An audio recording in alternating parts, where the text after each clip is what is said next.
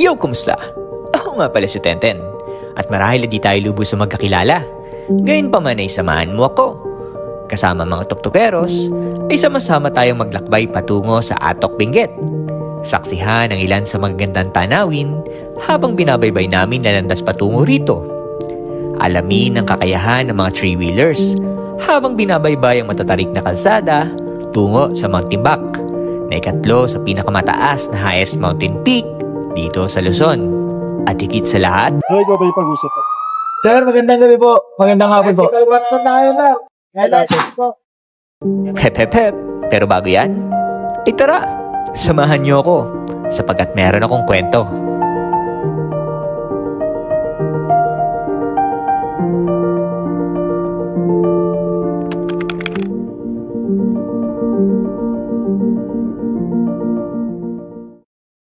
Yes, sir. So, andito kami agad sa San Quintin, Pangasinan. And, galing kami dito sa bahay ng biyana ni Doc. And, yun sa mga kasamahan, ang sunod na stop sa may Baguio na.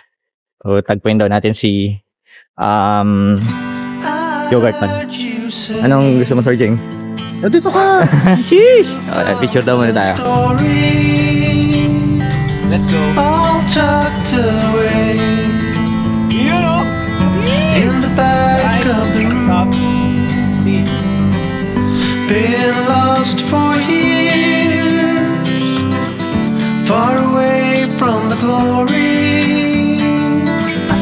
In the midst of our day-to-day routine, in the corner of our minds. Paano ka magtatawag? Hindi! Sila na lang dalawa. Mac. Hello, saan na kayo? Saan ba kayo duman? Dumiretso, kapaliwa. Subalit bago namin sapitin ang arko ng La Union, ay napawalay kami sa sinasakyang tuktok nila Doc Gidi at Mac. Tama lang tayo. Tama lang. Dito naman talaga tayo. Mac, kita na lang sa Kita na lang sa Lion's Head. Pre, yun yung pinaka-logical eh. Tumigil daw sila. Kami dahil nakatigil din kami sa gilid ng karusada. Yun o. So, bakit mo kasi parang yerong pinagtagpitan. medyo nagkahiwalay kami nila Doc. Sakay sila sa Mac, doon sa Puting Maxima. Antay namin sila dito. Ayoko nang Bypass road daw yung nadaanan namin. Bypass road yung dinaanan namin. Yeah. Habang inaantay sila Mac, ay nakasalamuhan namin ng isang lokal.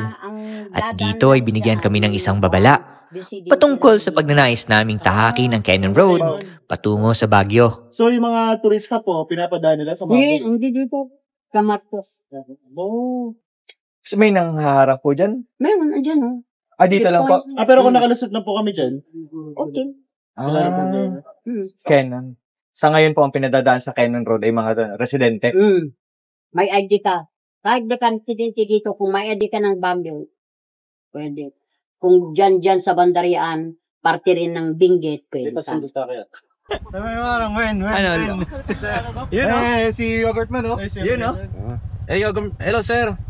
Problema kami dito sa Cannon Road. Hindi kami pakitin. Yun o. So, narinig nyo ayan sa lokal dito. Kanig naman nyo na dito daw sa Cannon Road ang pinadadaan ni mga residente pa lang.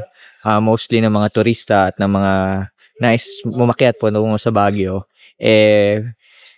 Marcos Highway yung nire-recommend na daanan. So, may checkpoint daw malapit dito. So, susubukan natin mapalusot yung dalawang tuktok dito. Testing natin kung makakadaan tayo sa Cannon. Moment of truth! O, wag tutularan ng mga nakababata.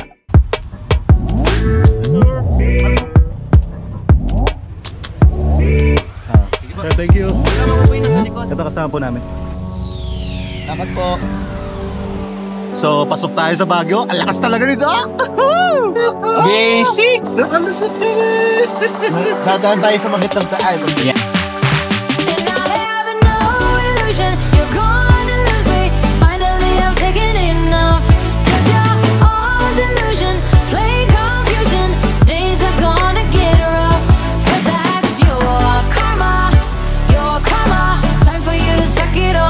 Di pa man nakakalayo ay isang napakagandang falls ang bumungad sa amin. kung kaya hindi kami nag-atubiling huminto upang lapitan ito. Silipin natin. Tara. Oo, tatawid sila dito sa sa ano ba to? Hanging bridge. Patungo dun sa falls na yan. Actually, nakakatakot siya no? Nakakatakot siya. Let's go. Mamaya na yan. Woo! Hoy, pugay! Ano yan, bro? Amen. Malug eh. Katakot pagka ano.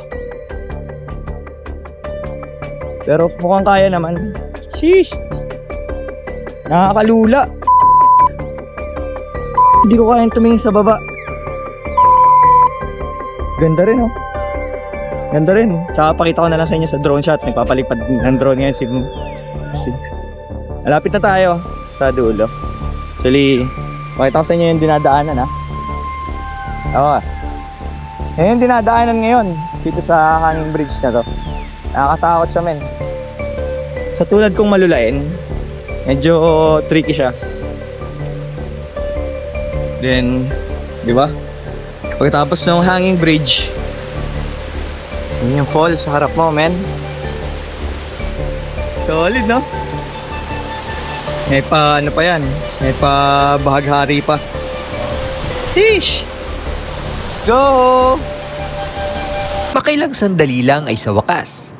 Nakasama na rin namin si Kuya Jovi, o mas kilala bilang si Yogurt Man. Sabay-sabay namin binaybay ang kalsada hanggang marating ang tanyag na Lion's Head ng Baguio. Yan o. Famous Lion's Head. Nakakit din naman. Kinaya actually, di ba? Kita nyo naman sa video. Kinaya naman ng Bajaj Maxima. Definitely, kinaya din ng RE. Estimate, nasa 350 kilograms or more yung laman ng Bajaj natin. Pero kinakaya. So far, tingnan natin kung kaya hanggang Timbuk. Ano yan? Ano yan? Kinakaya. Mabigat tayo? Oo, mabigat kami. Kami? Hindi na rin kami gaano nagtagal sa Baguio at nagpatuloy na lamang hanggang marating ang bayan ng La Trinidad. Dito tayo sa public market ng La Trinidad. Mamimili lang konti ng supplies para sa lulutuin mamayang hapunan. Bukod sa strawberry plantation ay kilala din ang La Trinidad pagdating sa kalakaran ng mga sariwang gulay. At ang pamilihang bayan nito ay nagsisilbing sentro ng kalakaran. Dito ay binababa ng mga magsasaka mula sa kabundukan ang mga inaani nilang gulay at binibenta sa merkado. Kung kaya't maraming turista ang dumarayo rito upang makapamili ng sariwa at murang gulay. Sa paglilibot ay napadpad kami sa Cafe de Vera, kung saan binigyan kami ng ilang kaalaman sa kung paano may iwasang mga ang mga timplang kape. Ang secret gamit yun, tanggalin ka agad. Hindi yung binababad, talaga pong aasin. Hindi ka naman po binababad. Tsaka never na uulitin, sir. Oo. Hindi yung nahuli. Bukod dito ay pinaunlakan din kami ng coffee drip na siyang babaunin namin sa pag-akyat sa Mount Timbuk. Cafe de Vera. Yes. Cafe de Vera. Saan yung located natin? Ay, meron kang sa nakigrind lang. KM5 Public Market, tsaka sa KM4, tsaka sa KM. Yun o. Puntahan nyo. Huwag nagawi kayo dito Yes sir. Mula La Trinidad ay dilim na nang marating namin ang Atok Benguet. Yun o, dikit tayo sticker dito. Second highest point daw dito sa road systems sa Pilipinas. Before siya yung kaya, so second na lang siya kaya. Kodok. Yan, lamig sobra men. Magdidikit na sticker. Let's go. At dahil sa dilim at tarik ng kalsada patungo sa Mount Timbuk, ay nagpa siya ang grupo na bumaba na lamang ng mga tuktuk upang mas madaling makaahon ng mga ito. Medyo matarik yung paahon dyan Dyan. Medyo matarik yung paahon dyan. So, maglalakad na lang kami. Kasi baka hindi kayanin ng tuktok. Kaya natin kung kakayanin ni Arthur.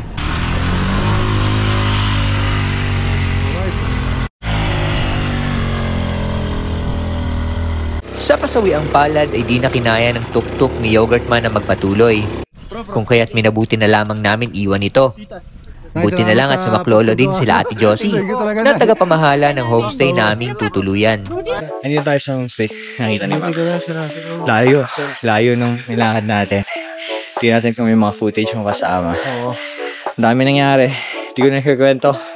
Check na lang natin kung may mga footage. Hey, we miss you, Doc. Hindi pwede na wala ka dito. Sayang wala si Doc, wala si Jovi. Jovi, yan. Sheesh! Let's go! Isa pa sa goal sana namin na madalas Sir Jovi dito. Fortunately. Problema, Yun nga. Everything happens for a reason. Tingnan natin kung bakit.